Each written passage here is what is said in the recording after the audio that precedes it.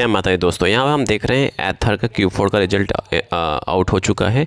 यहाँ पर हम बात करेंगे Q4 के रिजल्ट, क्योंकि यहाँ पे कंपनी ने डिविडेंड डिक्लेयर नहीं किया, एथर एनर्जी ने। जी हाँ, तो यहाँ पे देखेंगे रेवेन्यू ऑपरेशंस की बात किया जाए तो इनकम कंपनी ने क्या अनाउंसमेंट किया है इस क्वार्टर में 6,878 के आसपास है। पिछले क्वार्टर कंपेयर में देखेंगे इस बार क्वार्टर अच्छा है। वहीं बात करते हैं साल दर साल की बात किया जाए, साल दर साल के कंपेयर में आप देखेंगे इस बार का क्वार्टर उसके कंपेयर में भी अच्छा है। तो मतलब कहेंगे क्वार्टरली वाइज ऑपरेशन इनकम अच्छा है, ठीक है। और ईयर टू ईयर की बात किया जाए, ईयर टू ईयर में भी अच्छा दिखाई दे रहा है। देखिए ऑपरेशंस रेवेन्यू तो सब कुछ ठीक ठाक है, बट यहाँ पे जब बात आती है एक्सपेंसेस की बात आती है, कंपनी एक्सपेंसेस और टैक्स की बात आती है तो कंपनी वहाँ पे फ्लॉप हो जाती है। जी हाँ, एक्सपेंसेस और टैक्स की बात करते हैं, जहाँ पे एक्सपेंसेस काटने के बाद और टैक्स काटने के बाद कंपनी के पास पैसा कितना बचा उसके ऊपर हम थोड़ा सा प्रकाश डालते हैं और देख लेते हैं। तो यहाँ पे आप देखेंगे, यहाँ पे एक चीज़ मैं आपको और बता दूँ, यहाँ पे एक नई लर्निंग है। आप देखेंगे लॉस बिफोर टैक्स, ये मतलब कि लॉस मेकिंग कंपनी है इसलिए लॉस दिखाया गया है। लॉस बिफोर एक्सेप्टेशन से इनकम टैक्स दिखाया गया है। टोटल एक्सपेंसेस दिखाया गया है, लॉस पीरियड है, ठीक है, ये दिखाया गया है। मतलब यहाँ पर टोटल इनकम यही हुआ, ठीक है।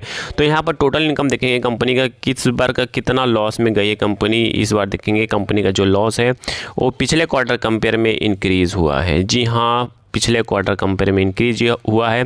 वही साल दर साल की बात करें उसके कंपेयर में इस बार का क्वार्टर का जो लॉसेस है वो कम हुआ है। जी हाँ, वहीं बात करते हैं ईयर टू ईयर में, तो ईयर टू ईयर में इस बार का जो लॉसेस है कम है एज़ कम्पेयर टू पिछले साल। मतलब पिछले साल के कंपेयर में इस बार का जो लॉस है कम है ईयर टू ईयर में किया जाए। वहीं क्वार्टरली देखेंगे तो क्वार्टरली वाइज यहाँ पे आप देखेंगे कम हुआ है पिछले क्वार्टर कंपेयर में, और पिछले क्वार्टर मतलब साल दर साल मतलब 31 मार्च 2024 कंपेयर में कम हुआ है।